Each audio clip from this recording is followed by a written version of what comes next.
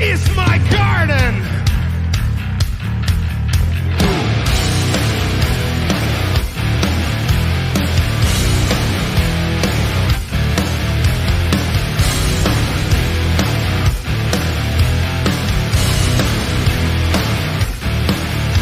My garden was a place where the flowers grew. Thought it choked with weeds since I learned the truth.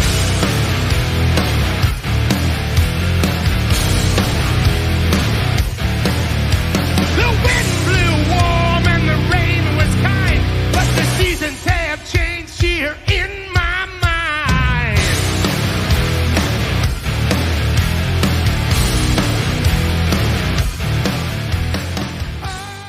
Hey, this is Tim Steinruck from the hard rockin' band from Vancouver, TheMightyOne. I'm the next guest on Rob's Inner Circle, so stay right there. Don't go anywhere. We'll be right back.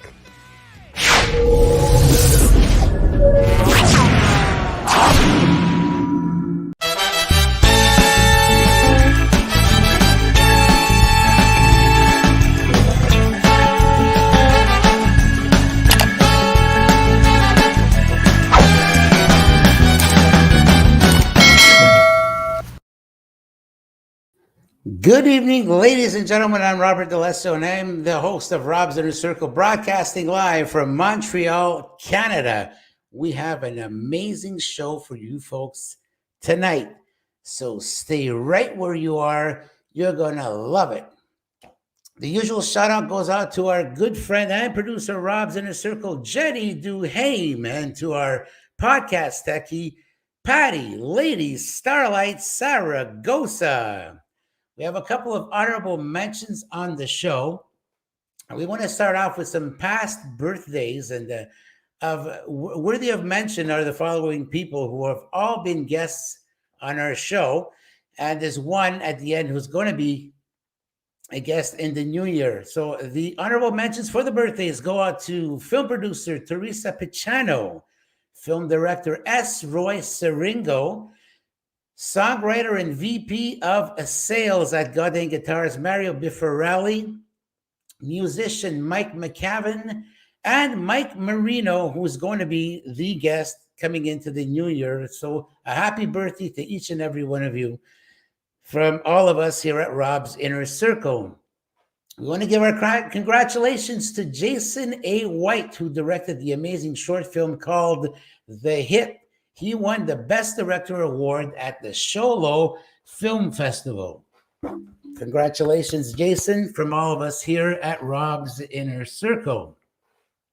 We want to give a special thanks to Zensa Media for the special invitation to their cooking show, Celebrity Chef Edition. And the congratulations go out to the winner, Vikran Vij from Vij's Restaurant in Vancouver, British Columbia.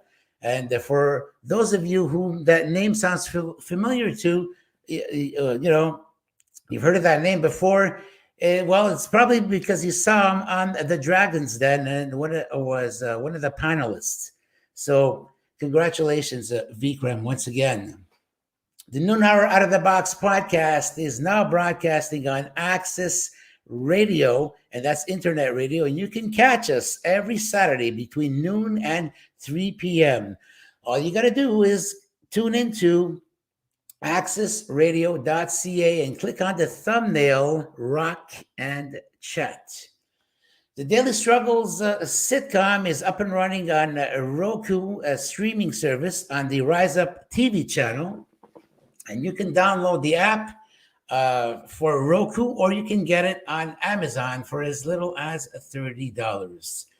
Vincent Gargano, well, the head of 514 Branding Co., well, that's the collaborator we are working with, and you can get all of our merchandise for Rob's Inner Circle at 514brandingco.com. We invite you to visit the Bobby's Short Shorts YouTube channel and click onto the playlist, and you can go check out all of our productions. We encourage you to give us some likes, comments, you want to share. And of course, you want to subscribe to the Bobby Short Shorts YouTube channel and hit the notification button, because every time there's a new production coming out, you will be the first to know. Well, folks, it's that time once again. It's time to relax, sit back, let out the steam, and enjoy the evening we have prepared for you. We have an absolutely amazing guest. Folks, it's showtime. Let's get it on. Our guest is standing by. He is the frontman for the heavy metal band called TheMightyOne, hailing out of British Columbia, Canada.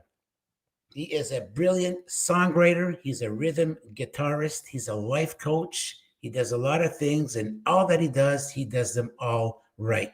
Here he is opening up the show with one of his songs. Ladies and gentlemen, from British Columbia, Canada, here he is, our rock star, Tim Steinruck.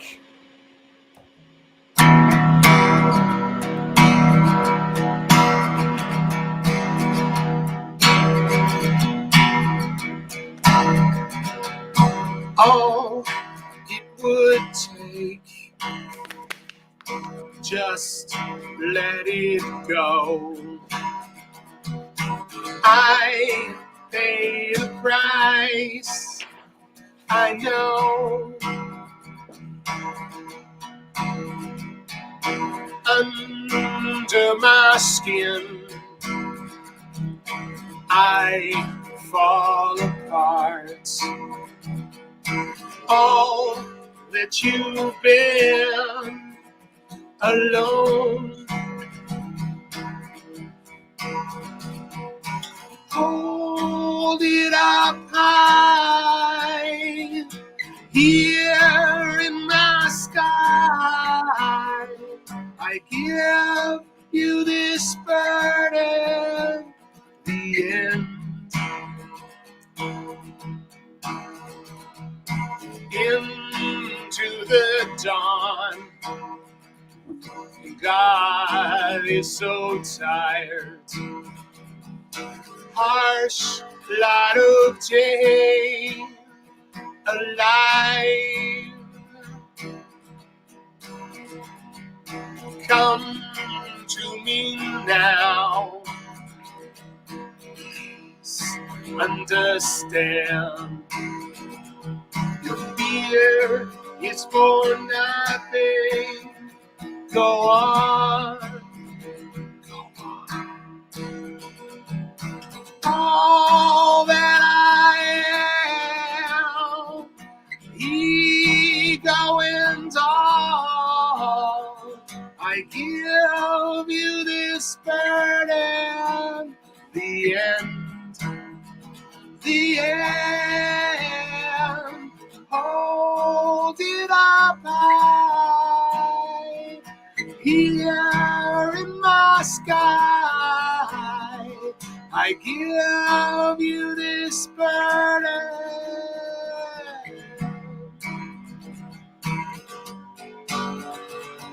I give you this burden.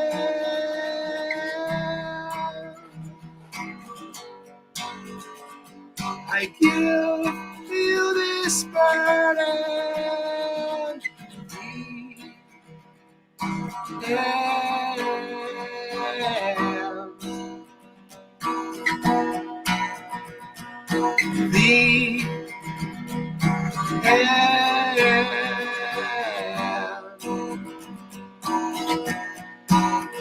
The end. The end. The end. The end. Wow, Tim, that was absolutely amazing. Wow, I am so honored to have you on Rob's Inner Circle. You know, I am so happy to be here, Rob. It is such a pleasure. Heard so much about your show, and to actually be here is a true honor. Well, thank you so much, Tim. Once again, like I said, we're very honored. I had the privilege to listen to your album that was released in March of 2021, and it's called The Torch of Rock and Roll. It's a 10-song album. Tell us a little bit about this album. Sure. So I mean, this album was totally produced and recorded during the pandemic. So that's what's really unique about it. But I always say, it's such a gift that it happened at this time, because basically the drummer Bob Wagner and myself, we huddled down in this studio right here. That's his set of drums right behind me, and we hunkered down here for like 18 months, and just just did nothing but play music every day. Really worked on getting special performances. We had this place vibed right out all the time, and just, it was a very, I'd like to say a sacred experience. It truly was. So for all the audience tuned in tonight, they can go onto YouTube on the Mighty One channel.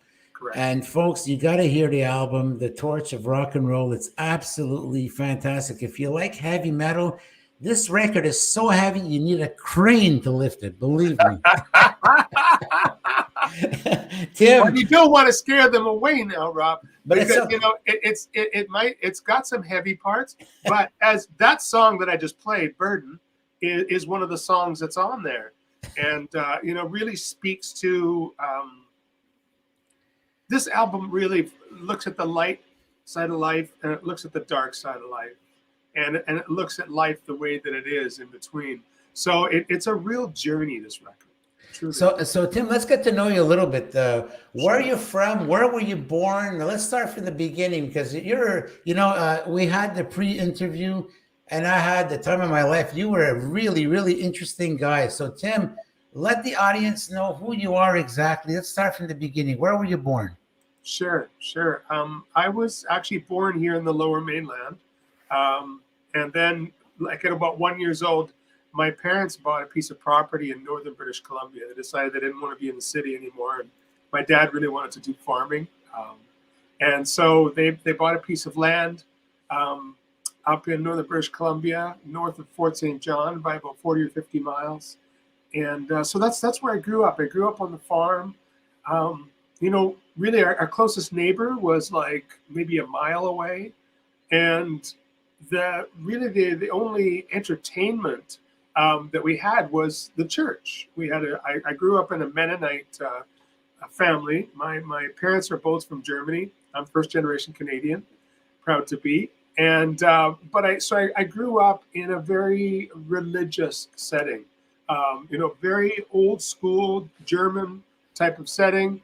But the church, even though, I really rebelled against that, and I left home fairly early, it was, when I look back on it now, I realized that I was involved in show business right from the very, very, very start, because my dad was the organist in the church, and my mom was a Sunday school teacher, and very often, usually once a week, either she did a solo or we did a performance together. So I have two younger sisters, and we all kind of performed together. We were kind of like the Von Trapp family from Sound of Music. And so, I realize now that I grew up in show business. Yes, it was in the church, but I was on stage once a week, and we rehearsed. A few times every week to get ready for those shows. So, that's where I learned about music and harmony. I'm so grateful for that. Tim, did anyone ever tell you? I'm sure no one ever told you this, that you look like Billy Gibbons of ZZ Top. You heard that, right? I've heard that a lot. Well, speaking of ZZ Top, as a matter of fact, what's kind of ironic is that the group, you had Dusty Hill, who passed away, God rest his soul. He was the bassist in the band. You got Billy Gibbons as the guitarist. They both have beards, and the drummer of the band does not have a beard, and his name is Frank Beard. Which is kind of funny. That's correct. Well, what's interesting is if you look back there, actually I'll point that way, right about there, you'll see a white guitar. Okay. And if you look, can you see that it says legs? Oh, okay. So that would be, okay, go ahead. I don't want to spoil it. You tell the audience what that's all about. So that's actually a fuzzy bass. You know, the ZZ Top had those. They had like the fuzzy basses that spun. Right? It only did that in one video. Well, I have been a ZZ Top fan ever since I heard them. Anyways, I have a tribute band called Legs, and we do a very, very authentic tribute to ZZ Top. So that's one of the things that I do, more in a corporate sense and such, right? But, yeah. Well, now that we're in the subject of ZZ Top, if you'll pardon the pun, Tim, you're a sharp-dressed man. Oh, well, thank you so much. So at some point, as you were growing up, were you ever interested in farming?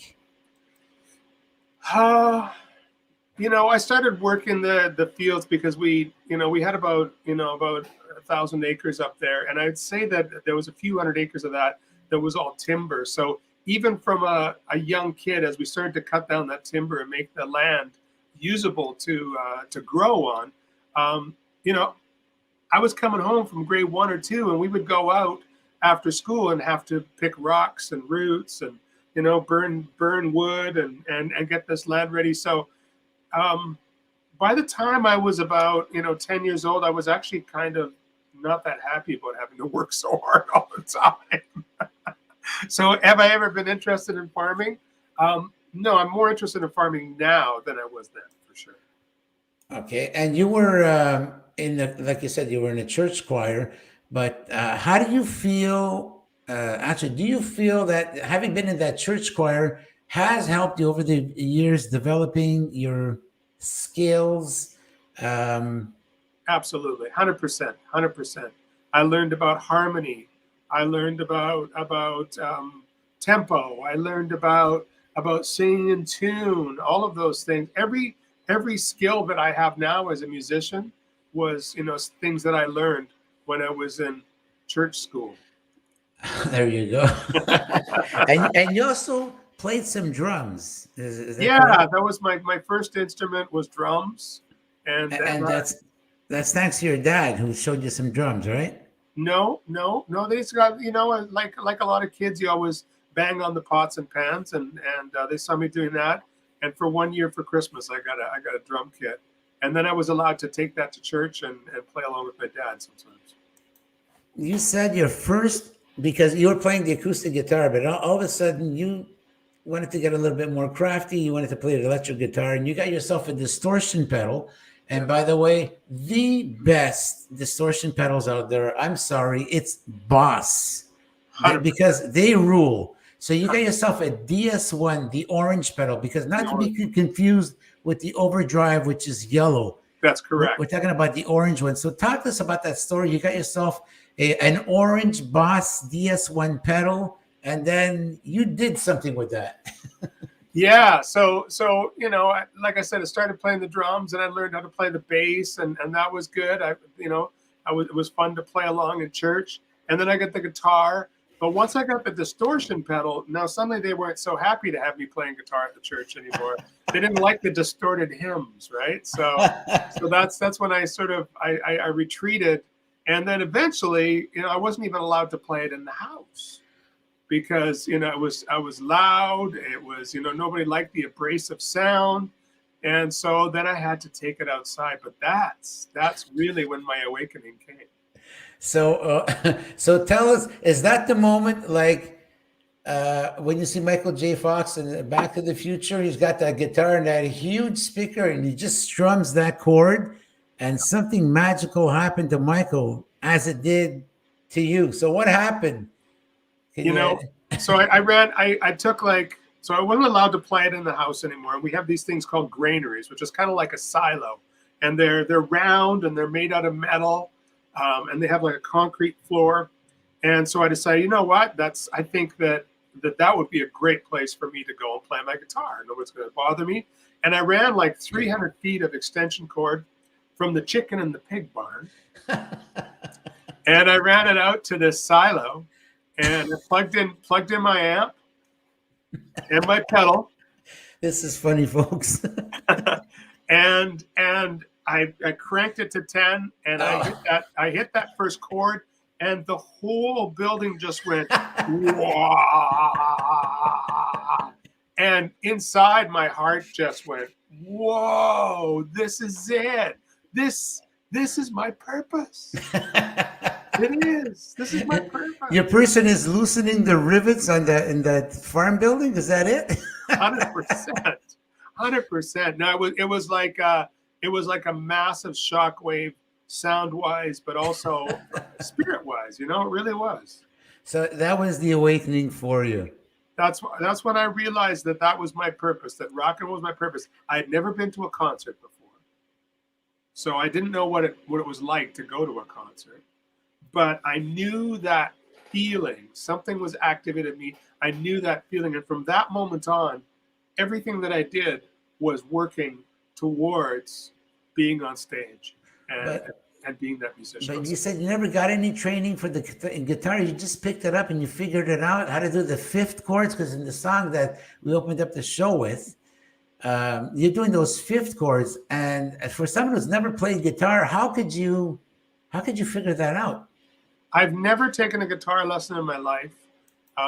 My style is unique because I've actually, it's just always been from ear. Even when I was learning the piano, because my parents really wanted me to do that, I would always just get my dad to play the piece, and I'd watch his fingers and I'd listen to the melody, and that's how I learned. And actually, I took 3 years of piano and did really, really well, you know, except for, you know, when they threw a piece of music in front of me that I had never seen before, and they realized that I couldn't read it.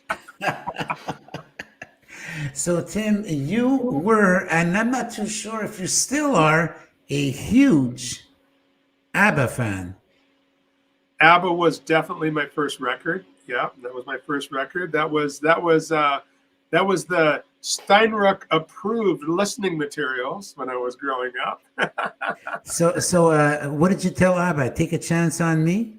Oh, I love all that stuff. Did you tell them the winner takes it all? Exactly. Hey, Tim, we have a midway video that we've prepared over here. We want to show the audience another one of your beautiful songs. It's called Reprieved. So, folks in the audience, prepare your questions after this video. When we come back, Tim is going to be more than happy to answer your questions. You're tuned in to Rob's Inner Circle, and our guest tonight is the frontman from TheMightyOne, coming to you from British Columbia, Canada.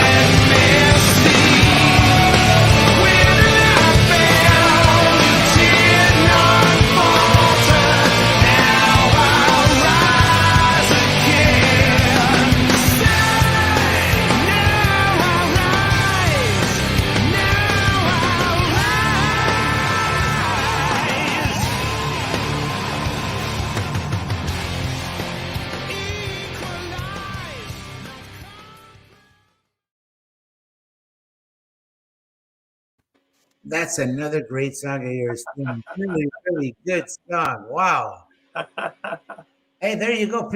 Not Patricia. Pamela, how you doing, Pam? Good to see you. Pamela Tozer Harbar tuning in. Thank you, Pamela, for tuning in. We got a great guest tonight. And I guess you know him as well as we do. Tim Steinruck. He's all the way from Vancouver, British Columbia. So, Tim, let's talk a little bit about that moment when you brought that Kiss record home and your parents didn't approve. Something went down with that. So, tell us the story, Tim. Yeah, my introduction to Kiss. Town was like 40 or 50 miles away. And so we'd go once a week. We'd head into town and, for groceries and stuff, staple stuff. And we had a Hudson's Bay department store there, and they had a vinyl section. And that was loving music so much. That was a place that I would always go right away as soon as I got in town. And anyways, there was a Kiss Destroyer record that I fell in love with the cover. It just looked so glam, the Kiss was very glam, and they had the women, reaching for the soles of their shoes. And I'm like, oh man, I'd never heard Kiss before, but I knew this must be pretty cool. Anyways, I would go there. I did that for almost a year. And then one day I just walked out of the place, and I didn't stick it under my jacket or anything. I just walked right out because I felt like I had ownership of this thing, like it was mine. And I brought it home and I started listening to this thing, and, knowing my parents, and I just knew that it was something that they probably wouldn't approve to. So I would listen with headphones all the time, right? And one day I come home from school and there's the album. It's on the kitchen table. Mom's sitting on one side, Dad's sitting on the other.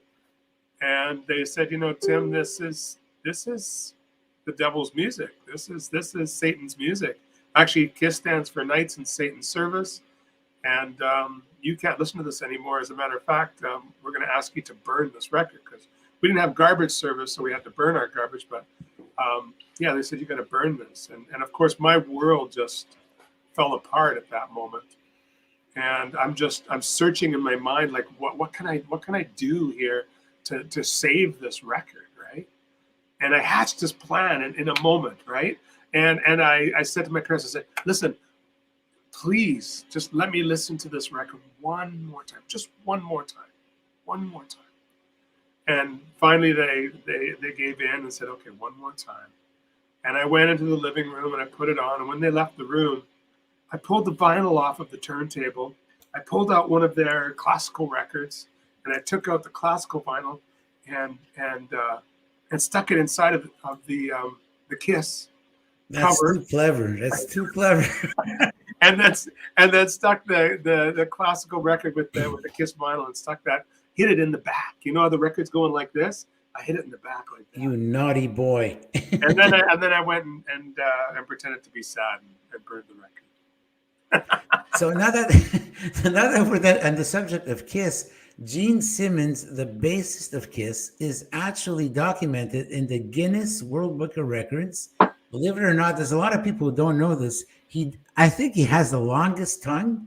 He's got the Guinness Book of World Records for the longest tongue.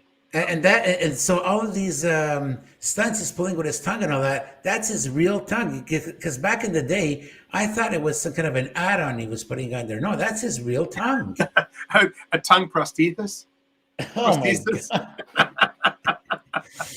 So again, now that we're in the subject of KISS, you established a relationship with Paul Stanley of KISS, and you actually worked together. So what's this all about?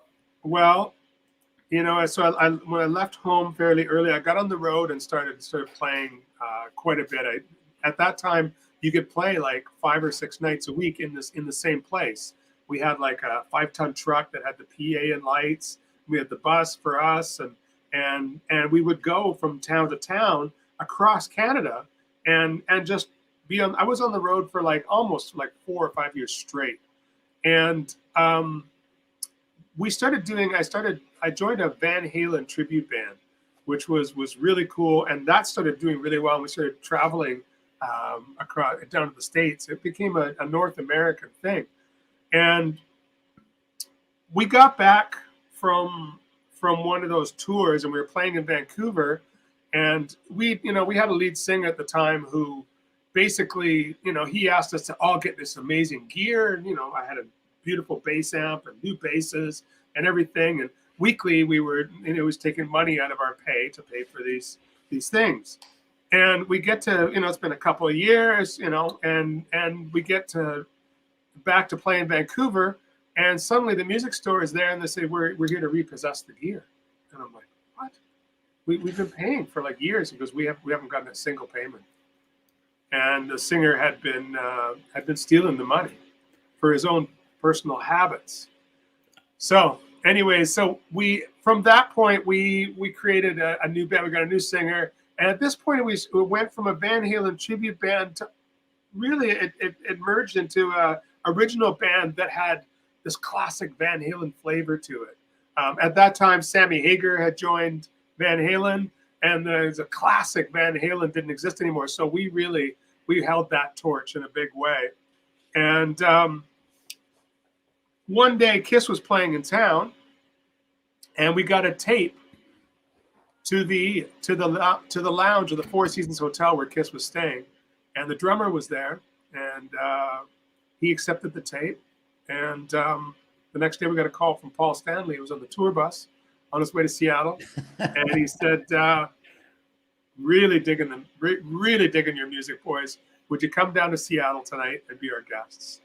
And from there, it turned into Paul Stanley managed the band for about 4 or 5 years. Wow! And we got a record deal with Polygram Records at the time, and he took us down to LA to record at Kiss's studio. So when you guys first met, after hearing the tape and all that, what did he tell you? I was made for loving you. Well, I guess so. Eh? So you guys were on a roll. Everything was going fine. Everything was perfect. Superstardom was around the corner up until the moment. And there's another of our guests who's been on our show before, and he's going to be on our show next week, as a matter of fact. Charles Vaccaro. He had his band Lipstick, and you were aware of the band, like you were telling me. Yes. In the pre-interview, everything was going fine for all of these groups, and all of a sudden, Nirvana popped up. And that was like the decline of rock and roll, like a major hurdle. Rock and roll just hit like rock bottom. The grunge movement came out, and that really hit hard. So how is it that it affected you personally and your bandmates? Well, we had this amazing record, and it never saw the light of day, because that's exactly what happened. I mean, the flavor of rock and roll changed, from guys who played amazing and looked great. I mean, yes, many of us looked like girls at that time, but but nonetheless, the quality of the music was amazing. The musicianship of the sort of the hair metal scene was amazing. And then suddenly, overnight, everybody's wearing a Mac jacket and is staring down at their shoes and look like they haven't showered for a week. And suddenly, it was all gone, and our deal was done, and it was like, yeah, the band broke up. That was it. Oh. It was over. So over the years, let's talk about like other happier things, because that's a sad moment.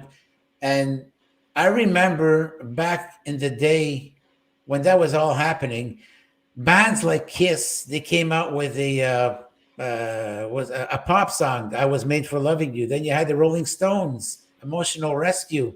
I'm not sure if the Scorpions came out with a pop song as well, something to try to match the movement. Anyway, all of these bands are coming up with these pop songs, trying to survive. It kind of did its thing a little bit, but I think that a lot of these groups never really did recover from the grunge movement.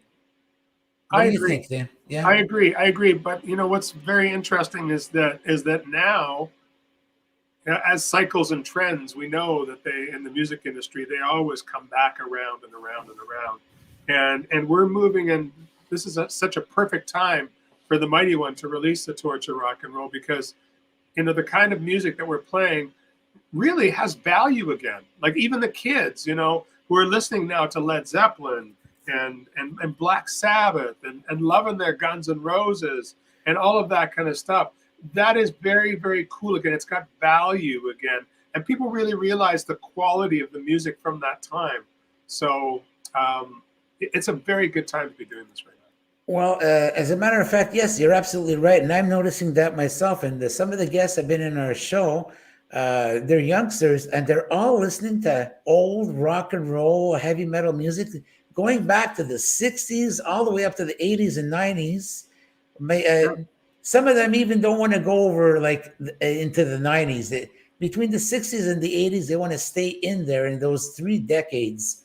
100%. And they absolutely love the music from back then and want nothing to do with the music from today. Yes, it's so true. It's so true. I mean, there's a couple of bands, that are kids that I've met, like Greta Van Fleet, of course, who sound a lot like Led Zeppelin. And then even from Canada, I don't know if you're aware of a band called Crown Lands. And I mean, they sound just like Rush. Wow. So if you haven't checked them out, check out Crown Lands. Some good friends of mine and doing some big stuff right now. But yeah, it's all 60s, 70s, 80s is really where the value is. Tim, time is really running faster. This is unreal. It happened in the pre-interview and it's happening again. I still didn't figure out a way to stop the clock or to slow it down. I even tried taking out the battery, but it just keeps on ticking and ticking and ticking. We need Michael J. Fox. We need Michael J. Fox here. There you go. So, Tim, tell us, how many bands have you been in overall over the years? Oh, I haven't really kept count, but I sort of keep count of the highlights. But after Unchained, so prior to Unchained, of course, there was like 3 or 4 cover bands, and then Unchained was the Van Halen tribute band that went into original band. And then after the whole thing fell apart and Nirvana came out, now I really tried to build my own thing. I mean, that's if there was one good thing about the loss of that whole situation, it was that's where I really became a songwriter. That's where I really stepped in when I was alone, and so I'm very grateful actually for that situation. So I don't know how many bands, Rob. Honestly, I haven't counted, but I should probably do that because I'm working on the book right now, Torch of Rock and Roll, Lighting the Fire of Purpose. So you recently signed with Big Records, and you're part of the Mark Rosner family. Yeah. And you've embarked or are embarking sometime very soon on a Western Canada tour with Rise Up. And there's a lot of stuff going on. I think there's 2 or 3 legs in that tour. So tell us a little bit about what's going to be happening in the upcoming weeks. Sure, absolutely. Yeah, I'm really, really honored to be part of Rise Up TV, and of course to be involved with Big Records and Rosner Management. Mark is somebody who I've been observing for a few years now. And then when he put out a post on Facebook that he was starting up Big Records, I went, it's time to talk to this guy. And we met up and we hit it off really, really well right away. I'm really excited about the Rise Up TV tour. I've always been a huge fan of TV. I've been an actor throughout my life, and I feel that the TV is truly the way to promote your music. So we've got an Alberta tour coming up, which is going to be a lot of fun. And not only am I a character on the show, and not only will I be performing, but I'm actually part of the production crew. Oh, very nice. Yes, yeah. I'm going to do some camera work, and I'm also going to do some stage management. So I'll be sort of running the shows. Super, super awesome. So how many cities are you going to be attending in all? So there's five cities that we're going to do. We're going to do Lethbridge. We're going to do Red Deer. We're going to do Calgary. We're going to do Edmonton. And Canmore. Canmore is another one of the cities that we're going to do. And then in November, we're going to go over to the island. And we're doing a bunch of shows on the island, even as far out as Tofino in Ucluelet, which is on the very, very, very, very west coast. And now we're also talking about going out to the East Coast, actually coming to see you. We're going to come see you in Montreal. Awesome. And you know what? We absolutely have to meet up and have a beer. It's going to happen for sure. For sure. Or two. Or two. Or three. But we'll stop at 3. That's when I'll turn the camera on. So, Tim, tell us, oh my God, there's so much to talk about. You also have a Colombian bassist in the band, Gustavo. And how has his presence sparked things up in terms of getting an audience in Latin America? Sure. I mean, Gustavo in some ways is really has been instrumental in getting me back on task with what I'm doing with the Mighty One. We put out the first record in 2007, and then we put another one out in 2012. And then at the end of that cycle, there was some things that happened that made me just kind of feel like I needed to step back, and I did. And this place, the studio, actually went dark for a number of years. Gustavo and I work in the production business in Vancouver here, and we do all the shows at Rogers Arena together. And we were talking the one day as we were unloading a truck, and he said, really got to get the Mighty One happening again. And I said, yeah, I do. I just don't know how to do that. He says, well, why don't we take that song Reprieved that did so well? It was like in the top 10 in North America on the radio. He says, let's do that song. He says, I'll help you to translate it into Spanish and do an adaptation. And so that's exactly what we did. So really, he was instrumental in getting that started. That song became one of the biggest songs in Colombia. It was in the top 100 of all time rock songs in Colombia in 2017. And from that now we have this amazing audience and network in Latin America, not only in Colombia, but in Mexico and Ecuador and El Salvador.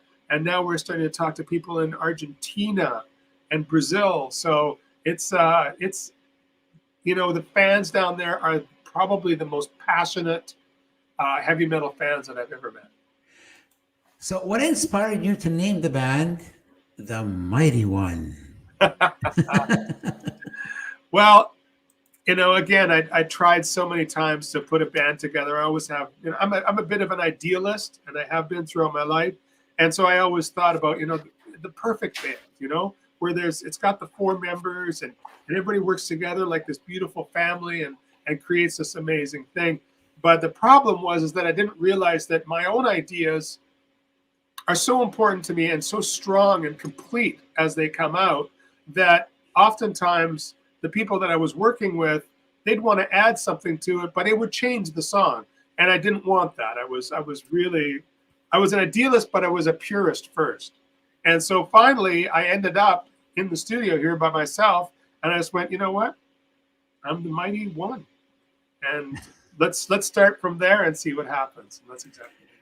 Well, Tim, it just goes to show that you have, I'm listening to your record and I hear similarities to certain groups out there. And I know who they are, but I don't want to give it away. Tell the audience who the musicians, the bands are that really influence you to give you today's flavor, that sound to your band that is so unique, but it's a whole, potpourri of all of these amazing musicians, rockers, musicians, and what have you. Who are these bands and rockers who have influenced you so much over the years? Well, for sure. I mean, obviously Kiss and Van Halen, probably sit right at the top. There is Guns N' Roses, Scorpions, but Faith No More is a band that really, really sticks out for me too. I'm influenced by everything that I hear. What's interesting about this record, though, Rob, is that like that song that I first played on the acoustic, it was a song that I wrote in 1993. Oh my God. Like it was a long time ago. Burden is from that time too. Kickin' Stones that you heard on the record is from that time also. So there's a lot of stuff that I've been hanging on to for a long time, kind of like, in my little treasure box, and I just went, now is the right time to bring some of these songs out. And then, of course, Bob and myself wrote the balance of the album. The other 7 songs are new songs from now. But it's interesting. The past, the present, and the future have all merged together to create the Tortured Rock and Roll. So you also produce shows. You're staying at the Rogers Arena in Vancouver. There's a lot of hats that you're wearing as a producer. So you said you have a memorable moment that Rush came over for the last time Neil Peart was ever going to be in Vancouver before his passing. So tell us a little bit exactly that memorable moment you had at the Rogers Arena, and maybe we can move on. And, you can tell us a little bit more about what it is that you do exactly as a producer of these shows. Sure. So working at Rogers Arena, I work a lot of different things, whether that's lighting or whether that's, working with the sound or working with cameras. I do a lot of film work, so I get to film some of these shows. When you see the big screen behind the band, I'm projecting onto that. But with lighting, oftentimes what's a lot of fun is doing the spotlight. And when Rush was here, I got a chance to do spotlight, and it's really in a classic position. It doesn't happen very much anymore, where you have to climb up a rope ladder, and you get up and you have to walk on the truss, and then you've got these spotlights that are in the trusses. And so, Rush obviously being a very classic band, I got to do that. And my spot was on Neil Peart. So I sat right above Neil Peart for the entire show. And of course, I don't have to move the spot because he's not going anywhere. So I just got into position and locked it off and just enjoyed Rush like I have never enjoyed Rush before. Having that bird's eye eagle view, I feel so honored that I was able to do that. At that moment, he was already ill, and did you notice a little bit of a difference the way he was playing comparatively as to how he was playing before? No, I mean he was amazing. He was absolutely amazing. There was some talk that he was sick, that he had arthritis or something, but we know now that it was far more serious than that. Wow. And but I did not notice anything that affected his performance. I walked away. The whole show, it was just like I was having goosebumps, Oh, wow. Well, God rest his soul, Neil Peart, a huge loss to the rock and roll world, and also a part of a Canadian trio that is going to go down as one of the best bands in history. Rush play music like no one else can play. Absolutely talented musicians, Geddy Lee, Alex Lifeson, along with Neil Peart. They are, I'm almost ready to say that they're the most acclaimed Canadian rock band. Actually, they were progressive, but I think that they're the most acclaimed band ever out there for Canada. I think they're one of the most world famous bands, but definitely the most famous Canadian band.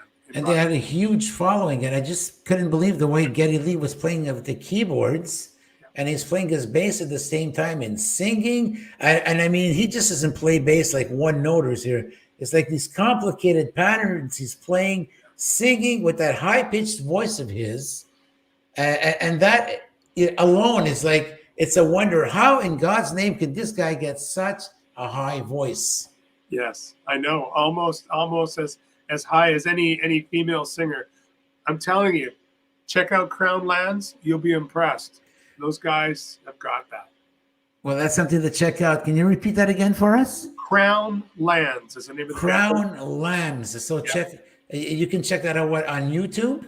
Yeah, on YouTube. Yeah, punch in Crown Lands. Yeah, and they're a duo, believe it or not. They're a duo. Yes. Well, that's something that I'm going to check out myself. So, folks, like Tim said, go on to YouTube and type in the Crown Lambs. They're Canadian, of course. That's right, and they cover a couple of Rush songs right now, and it's amazing.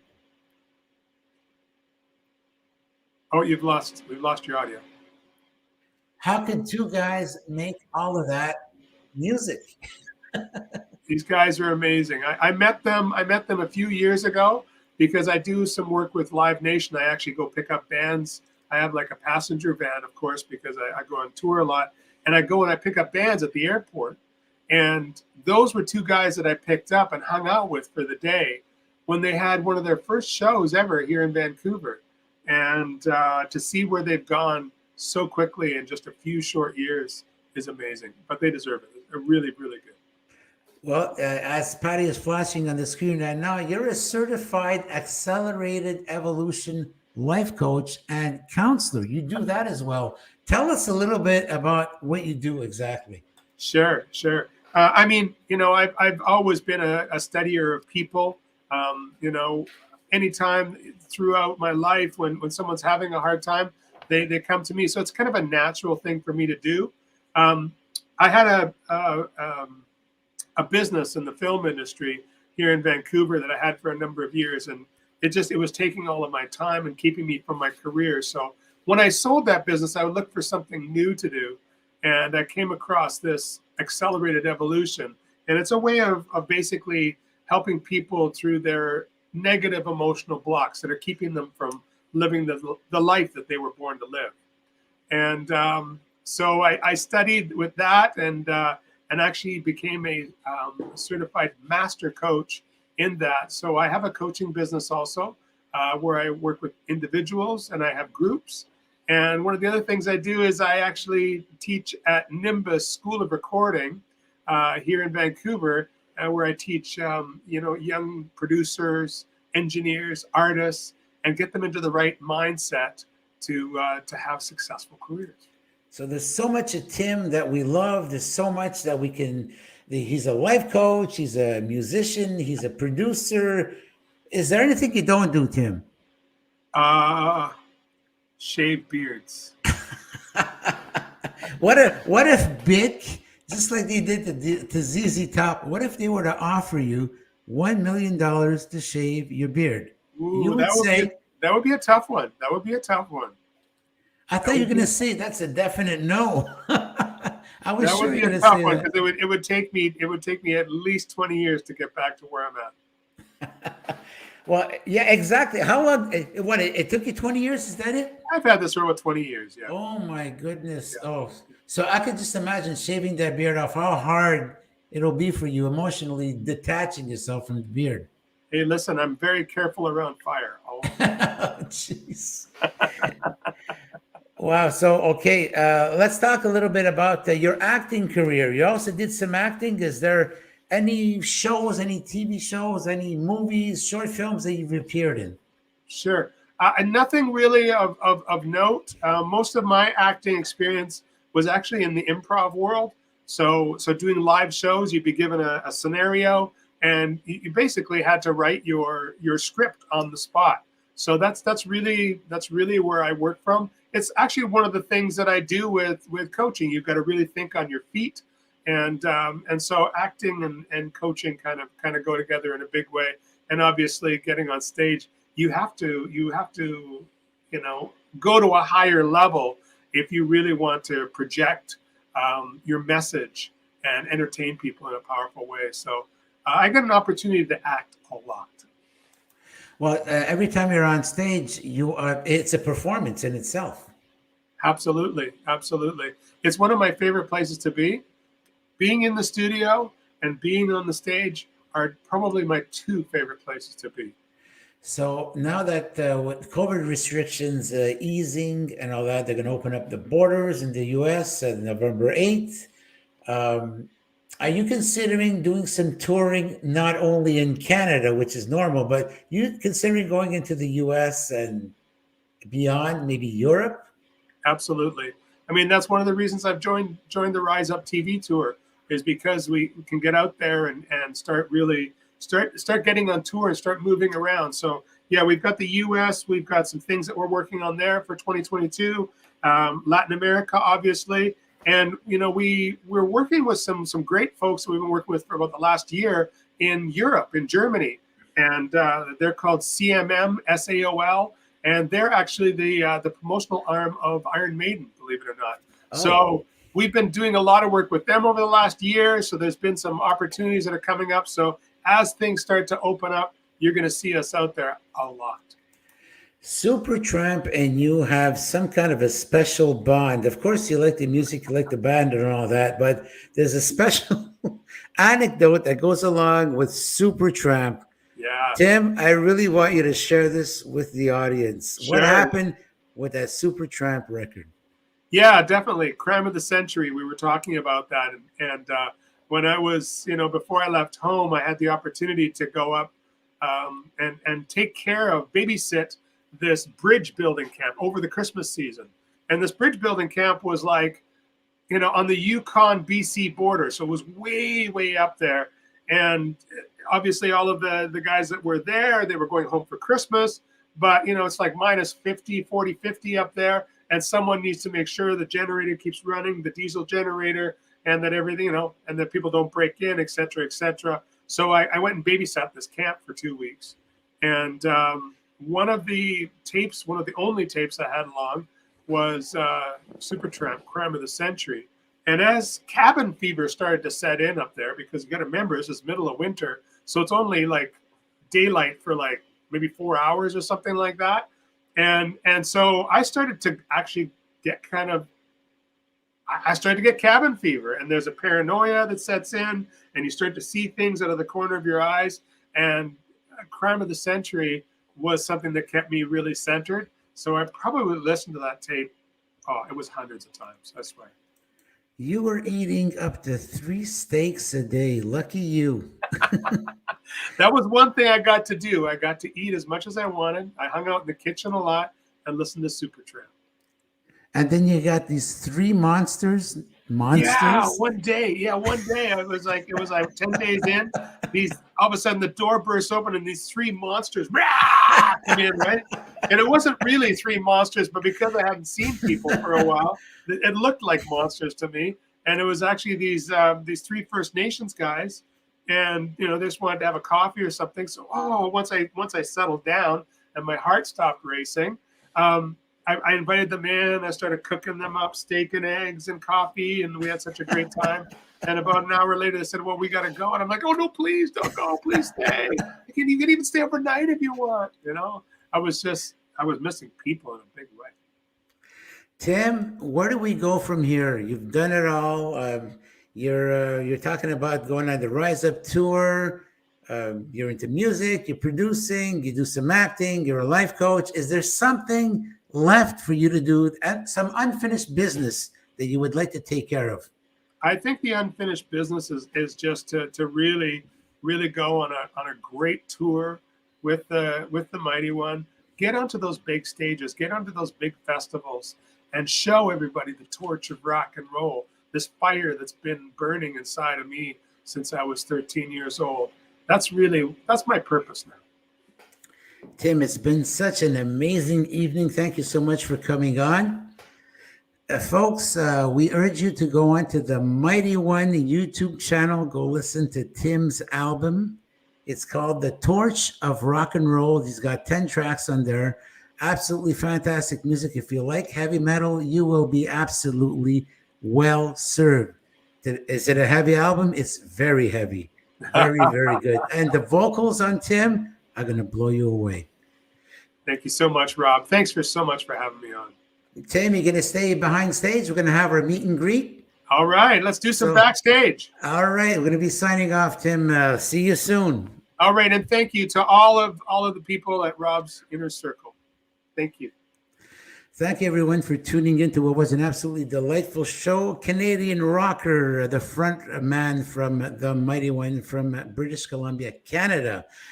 We remind you that this upcoming Wednesday on Noon Hour Out of the Box, that's the podcast I host with Esther Brzezinski. It's going to be going on at noon. And we're going to be talking about compulsive spending this week. That's compulsive spending. And you can also tune in to Noon Hour Out of the Box. It's now on Access Internet Radio. And our show, Noon Hour Out of the Box, is on between noon and 3 p.m. And you can tune in. Just click onto the Rock and Chat thumbnail and you can join in with us. Folks, we thank you so much for having tuned in. Next week, you'll have another exciting show. We have a guy who is coming back. someone that has been on the show before, someone by the name of Charles V-Rox Vaccaro. He's the one that did the musical score on the short film of Teresa Picciano, Mate and Date. And he also collaborated with the Daily Struggles web series. That's the sitcom. He produced 2 tracks for that show. So, folks, signing off from Montreal, Canada, this is Robert DeLessio, host of Rob's Inner Circle. We'll see you next week, same time, same place, same reason. Ciao, Bella.